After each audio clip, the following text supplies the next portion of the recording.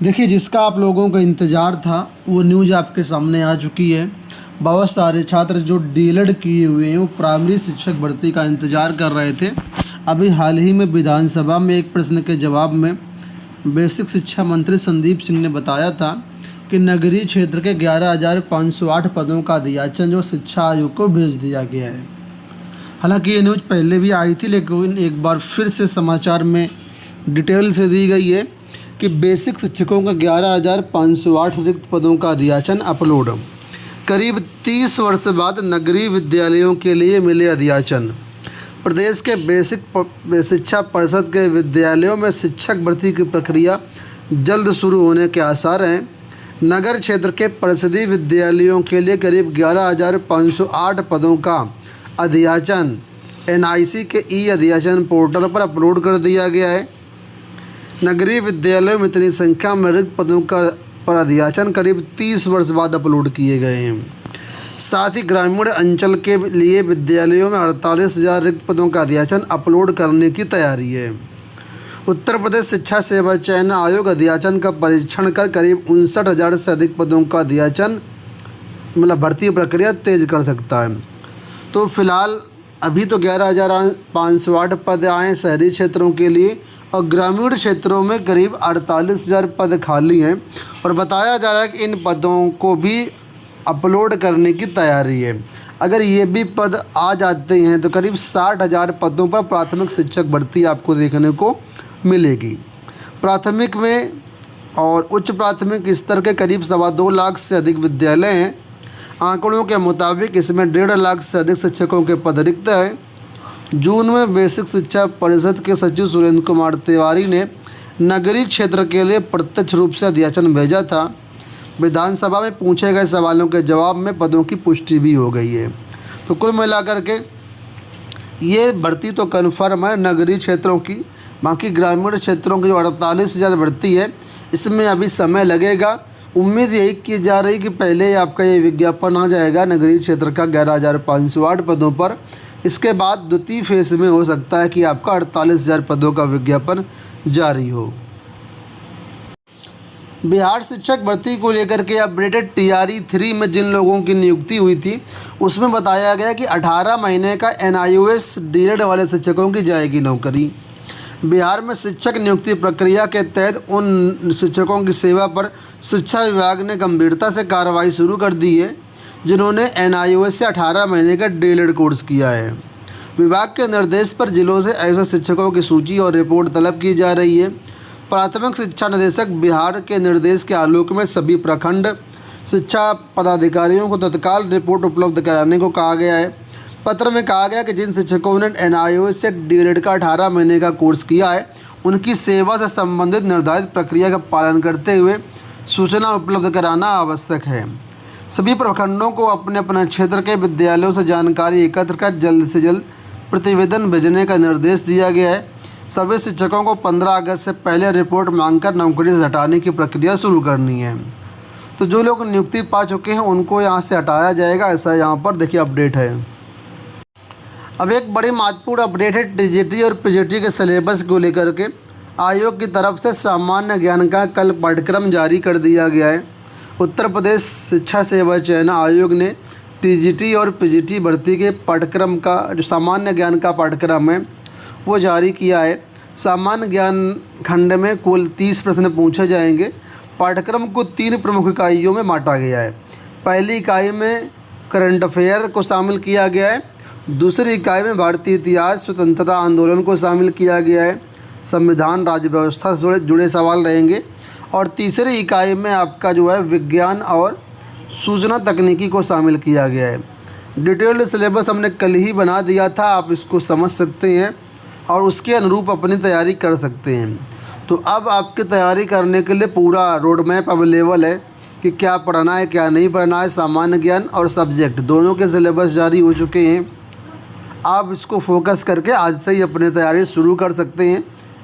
जितना ज़्यादा विलम्ब करेंगे उतना ज़्यादा समस्याएं आपके लिए बढ़ती जाएंगी। इसी के साथ ही दोस्तों टीजीटी अंग्रेजी का मामला हाई कोर्ट में चल रहा है जिसकी सुनवाई कल हुई और यहाँ पर जब जज साहब ने पूछा कि आखिर आप प्रश्न पत्रों का चयन कैसे करते हैं, तो जो जवाब मिला उससे कोर्ट हैरान है। कोर्ट ने कहा कि अध्यक्ष साहब टॉस से करते हैं प्रश्न पत्रों का चयन। अब थोड़ा सा सुनने में अजीब लगेगा कि टॉस से प्रश्न पत्रों का चयन होता है इतने बड़े आयोग में, लेकिन हकीकत यही है। मैं पूरी बात बताता हूँ यहाँ पर क्या दिया गया है। टीजीटी भर्ती परीक्षा के मामले में बुधवार को सुनवाई के दौरान उत्तर प्रदेश शिक्षा सेवा चयन आयोग के वकील ने कोर्ट को बताया कि प्रश्न पत्र अलग अलग एजेंसियों से तैयार करवाए जाते हैं। दो एजेंसियाँ दो सेट पेपर तैयार कर आयोग को सौंपती हैं, फिर चेयरमैन उनमें से किसी एक सेट का रैंडम चयन करते हैं। रैंडम का मतलब ऐसे ही किसी टॉस के माध्यम से करते हैं। कोर्ट ने जानना चाहा कि एजेंसियों द्वारा तैयार प्रश्न पत्र सही हैं या गलत है, इसकी जांच कैसे होती है। कोर्ट ने इस बात पर हैरानी जताई कि आयोग अध्यक्ष टॉस से प्रश्न पत्र का चयन करते हैं, जबकि प्रश्नों की विश्वसनीयता देखने का आयोग के पास कोई मैकेनिज्म ही नहीं है। आगे कोर्ट ने कहा कि 50% सवाल गलत हो तो क्या परीक्षा रद्द करेंगे। कोर्ट ने कहा मौजूदा विवाद में 33 प्रश्नों के गलत या आउट ऑफ सिलेबस होने का आरोप है। कुल 125 प्रश्नों का लगभग 25%। अगर 50% सवाल गलत हो तो क्या आयोग क्या करेगा? क्या परीक्षा रद्द की जाएगी? आयोग की ओर से कहा गया कि गलत सवालों के अंक समान रूप से अंक प्रश्नों में वितरित कर दिए जाते हैं। एजेंसी पर गलत सवाल के लिए 1 लाख रुपए प्रति प्रश्न की तरह जुर्माना लगाया जाता है। कोर्ट ने कहा आयोग के कार्यों में पारदर्शिता होनी चाहिए, क्योंकि छात्रों को प्रक्रिया की जानकारी नहीं है, ऐसे में गलत लोग उनका फ़ायदा उठाते हैं।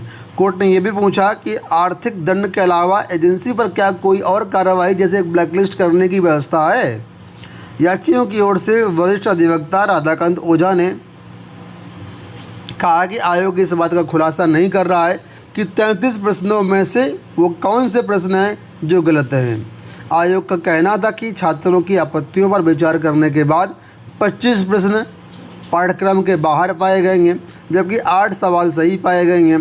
राधाकांत ओझा का कहना था कि उन 8 प्रश्नों की भी जानकारी प्रतियोगी छात्रों को दी जाए, ताकि उनमें से यदि कोई प्रश्न पाठ्यक्रम से बाहर हो तो उस पर आपत्ति की जा सके। कोर्ट ने 17 अगस्त तक आयोग को उन 8 प्रश्नों याचियों को बताने का निर्देश दिया है। तो कुल मिलाकर के इतने बड़े आयोग में इस तरीके से व्यवस्था है, इसके बारे में आप क्या कहेंगे कमेंट बॉक्स में ज़रूर बताना। फिलहाल बताया कि इस मामले की अगली सुनवाई 1 तारीख को होनी है। देखिए, बिहार में एक भर्ती हुई थी AEDO, इसका पेपर लीक हुआ था, तो बताया कि भाभा परमाणु रिसर्च सेंटर का कर्मी गिरफ्तार। EOU ने सहायक शिक्षा विकास पदाधिकारी भर्ती मामले में नालंदा के एक युवक रोशन कुमार को गिरफ्तार किया है। बताया जाता है कि रोशन मुंबई के भाभा परमाणु रिसर्च सेंटर में तकनीकी सहायक है, और इसको कहां से क्या जानकारी मिली कि पेपर लीक मामले में दोषी पाया गया है। अगली कुछ अपडेट और देख लेते हैं जो काफ़ी काम की हैं आपके लिए। वो यहाँ पर ये हैं, देखिए हम दिखाते हैं आपको।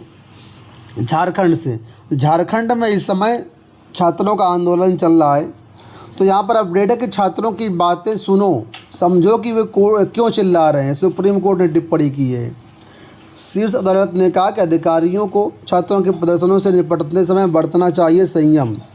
तो यहाँ पर सोनम वांगचुक ने भी छात्रों से बात किया जो अनशन पर बैठे हैं, और अपनी बात रखी। साथ में सुप्रीम कोर्ट ने भी यहाँ पर दखल दिया कि बातें तो सुनो। इस पर टिप्पणी आई है कि छात्र बात रखें, सरकार सुनेगी। हेमंत, छात्रों के आंदोलन के बीच सीएम का संदेश, कहा कि आपका उद्देश्य साफ नहीं है, उद्देश्य साफ रखिए, सिर्फ जांच नहीं युवाओं को ठोस समाधान देना है। तो इस पर टिप्पणी का है कि आप अपनी बात रखिए, हम पूरी बात आपकी सुनेंगे। दोस्तों, ये हो गया आज का वीडियो। उम्मीद करेंगे वीडियो पसंद आया होगा। इसी तरह के अपडेट के चैनल को सब्सक्राइब कर लीजिए, टेलीग्राम से जुड़ जाइए। धन्यवाद।